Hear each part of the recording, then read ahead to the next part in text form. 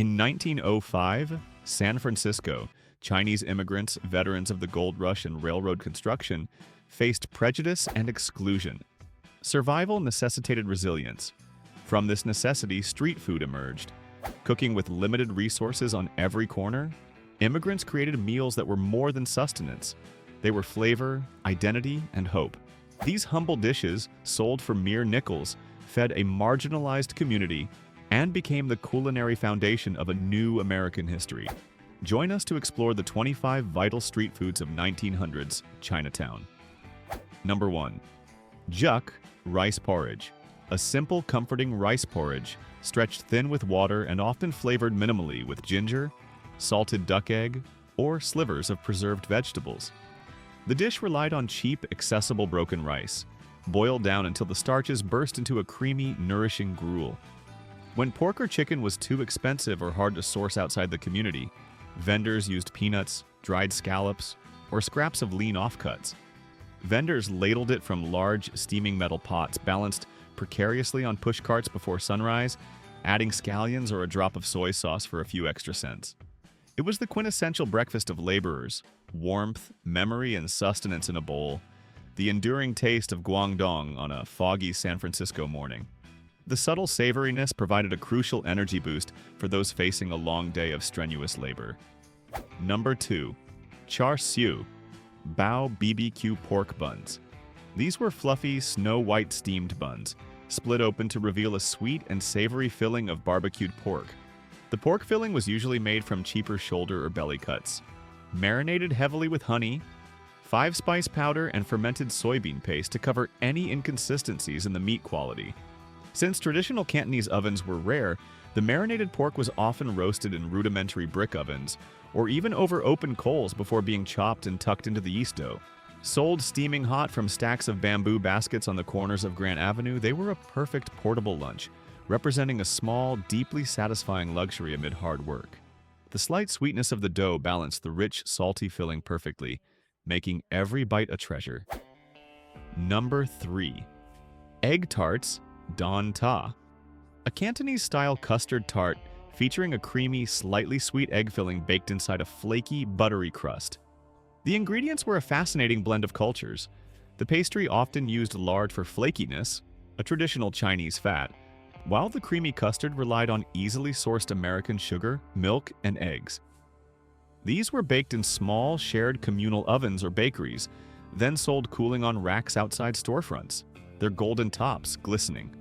The egg tart provided a momentary indulgence and a sweet echo of home, appealing to both Chinese and curious American passers-by. The smooth, wobbly filling contrasted beautifully with the crispy, shattered pastry shell. Number 4. Chow mein, fried noodles. A stir-fried noodle dish cooked quickly over intense heat and tossed with bean sprouts, scallions, and whatever leftover vegetables or meat scraps were available. The essential element was the long wheat or egg noodles, which were easy to store and could be stretched to feed many people when combined with inexpensive cabbage and soy sauce. The cooking required a powerful, roaring fire under a large, thin-walled wok, which street cooks expertly balanced over makeshift coal burners, producing a distinctive smoky wok hay flavor. As a quick, portable, and immensely filling meal, it symbolized efficiency and hustle, fueling the endless energy of Chinatown streets. The subtle char from the pan elevated this humble dish into something truly addictive. Number 5. Steamed fish cakes. Tender patties made from ground white fish, seasoned with salt, pepper, and sometimes a bit of cornstarch to bind them. In a time when whole, fresh seafood could be expensive or difficult for some to access daily, these cakes used scraps and less popular cuts of fish ground fine into a paste. They were gently steamed inside small, tiered bamboo steamers, ensuring a soft, yielding texture that preserved the delicate flavor.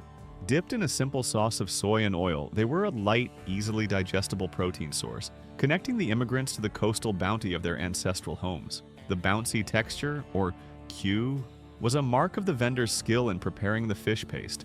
Number 6. Turnip cakes. Savory squares made from grated daikon radish, turnip, mixed with rice flour, dried shrimp, and often small pieces of Chinese sausage, la chang. Though fresh daikon was often available, the preserved, salty dried shrimp had to be imported or bought from specialty stores, adding a crucial depth of umami to the otherwise simple starch. These were steamed first in large pans, then cut into squares and lightly pan-fried on a griddle or flat stone surface on the street to give them a crispy edge.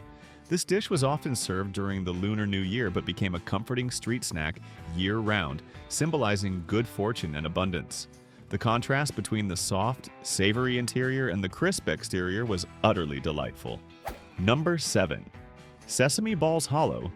Golden fried balls of glutinous rice dough, coated completely in sesame seeds and typically filled with sweet red bean paste. The key ingredient was the sticky glutinous rice flour, which gave the dough its unique chewiness and the ability to puff up dramatically when fried in hot oil. The sesame balls were deep fried in bubbling cauldrons over open flames, requiring skill to ensure they swelled perfectly without burning, turning them into light, airy spheres. This delightful, slightly sticky sweet treat was a common sight, offering a moment of pure, festive joy and a taste of traditional celebration.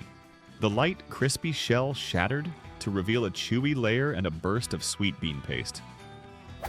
Number 8. Roast duck rice bowls. Slices of beautifully roasted duck, its skin crisp and lacquered, served simply over a bed of white rice with a drizzle of sauce. Whole ducks were costly, so street vendors typically sold specific small portions, wings, drumsticks, or breast slices, to keep the price low, using the duck fat drippings to enrich the rice and sauce. The ducks were roasted hanging in specialized vertical ovens, often shared between cooks in the bustling back alleys, allowing the fat to render and the skin to crisp. This meal was the epitome of a cheap, fulfilling feast, turning a small amount of expensive meat into a rich, deeply satisfying main course.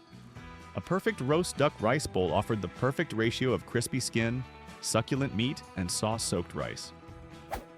Number 9. Steamed dim sum baskets.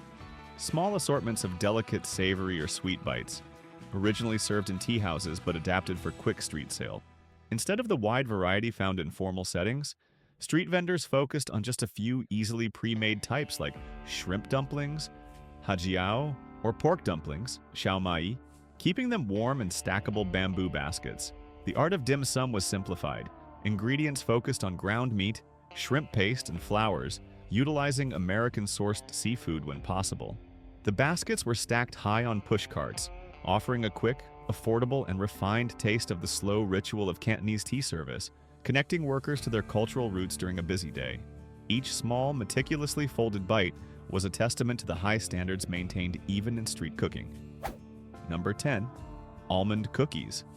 Small, buttery cookies with a crackled surface and a whole almond pressed into the center, characterized by their distinctive, intense almond flavor. The flavor came from real almond flour and extract, ingredients that were accessible in the American market, though they were often enriched with lard or vegetable shortening, instead of expensive butter to keep costs down. They were a perfect item for street stalls and small bakeries, easy to bake in large batches and stack neatly, remaining fresh for days. These simple cookies were a globally recognized symbol of Chinese baked goods, representing the immigrant community's adaptability and sweet hospitality. Their dry, sandy texture was designed to pair perfectly with a cup of hot, unsweetened tea. Number 11. Soy braised tofu soft. Silken tofu pieces simmered for hours in a dark, savory broth of soy sauce, star anise, ginger, and sugar until they became deeply flavored and brown. Tofu was a critical source of affordable plant-based protein, made from soybeans that could be grown or easily imported, making it a staple when meat was scarce. The large pots of tofu simmered constantly over low, charcoal heat at the street stalls, the rich aroma of the broth acting as a powerful advertisement in the cold air. This humble dish was fundamental to the diet, providing quiet, essential nourishment and a comforting, familiar texture. The long, gentle braise ensured that every cell of the tofu was permeated with the complex, sweet, savory flavor of the master stock. Number 12. Fried wontons. Small pockets of thin dough filled with a savory mixture of seasoned ground pork and shrimp, then deep-fried until crisp and golden. The street-side version often stretched the filling by adding lots of finely shredded cabbage and scallions, focusing more on the crunch of the wrapper than the expense of the filling. They were fried in batches in deep vats of oil right on the street, pulled out and drained moments before serving, ready to be dipped in a bright red sweet and sour sauce. These crispy, satisfying bites were a popular late-afternoon snack, offering a quick burst of salty flavor and crunchy texture. The satisfying crack of the fried wrapper was a sound familiar across Chinatown's busy streets. Number 13. Rice noodle rolls. Silky, thin sheets of steamed rice batter, rolled up with fillings like shrimp, scallions, or ground beef, and drizzled with a sweet soy sauce. The smooth, slightly gelatinous texture was achieved by steaming a liquid rice flour batter on large, flat metal trays, a process that required very specific, dedicated equipment at the stall. They were steamed à la minute to order and quickly plated, their freshness being the key to their delicate taste. Eaten quickly with chopsticks, these soft, elegant rolls provided a taste of refined Cantonese cooking, made accessible to the masses. The delicate, slippery noodles melted in the mouth, carrying the sharp, sweet flavor of the seasoned soy. Number 14. Tea eggs. Hard-boiled eggs that were gently cracked and then steeped for hours in a simmering broth of black tea leaves, soy sauce, and 5-spice powder. The long steeping time allowed the savory, aromatic flavors to penetrate the eggs, staining the whites with a distinctive marbled pattern that made them visually appealing. They were sold out of warm clay pots kept by the counter of small shops or market stalls, ready to be eaten immediately and conveniently.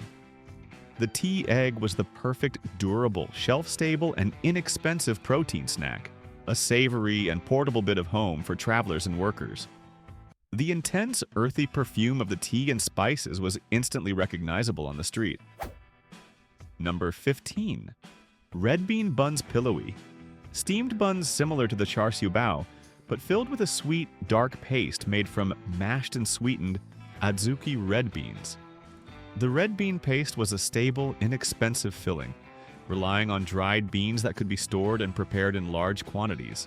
Like other steamed buns, they were cooked and kept warm in towering columns of bamboo steamers on the street, ready to be grabbed by those seeking a quick treat. Sweetened red bean paste held significant cultural meaning, often associated with happiness, love, and traditional desserts, providing an emotional comfort. The velvety, earthy sweetness of the bean paste was a welcome counterpoint to the neutral, soft wrapper. Number 16. Bamboo rice, glutinous rice, mixed with small bits of meat, mushrooms, and spices, steamed inside hollow sections of bamboo stalk. The scarce and highly desired bamboo acted as a natural, single-serving cooking vessel, lending a subtle, fresh, earthy fragrance to the rice as it cooked. The stalks were steamed over large vats of boiling water, sometimes on shared cooktops in the market.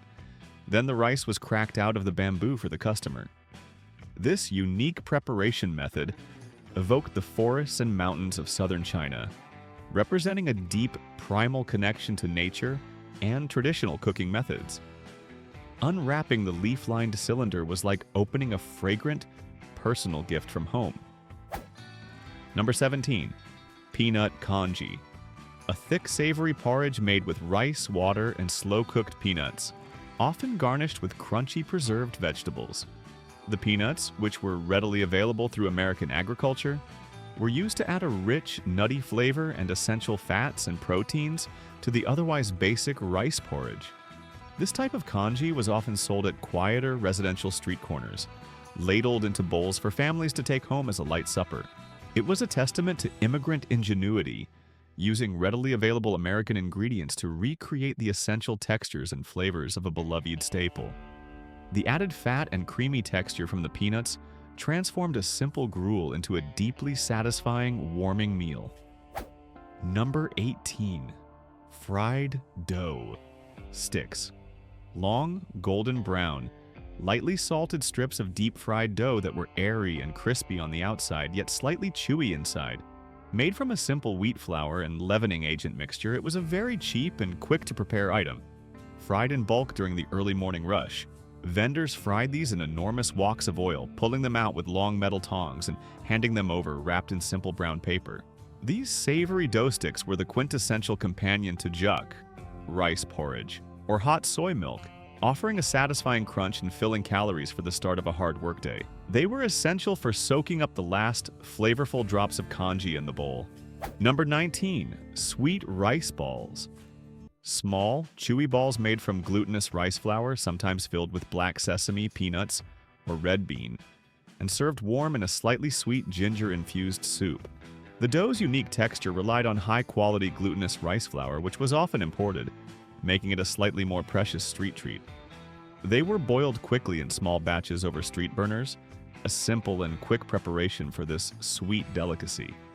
Historically served during festivals like the Lantern Festival, the tangyuan offered a taste of celebration and a reminder of family unity, which was especially poignant for those separated from kin.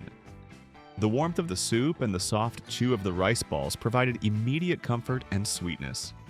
Number 20. Sticky rice wrapped in leaves. A pyramid-shaped parcel of glutinous rice filled with savory ingredients like salted pork, mushroom, and chestnut, then carefully wrapped in bamboo or reed leaves and steamed.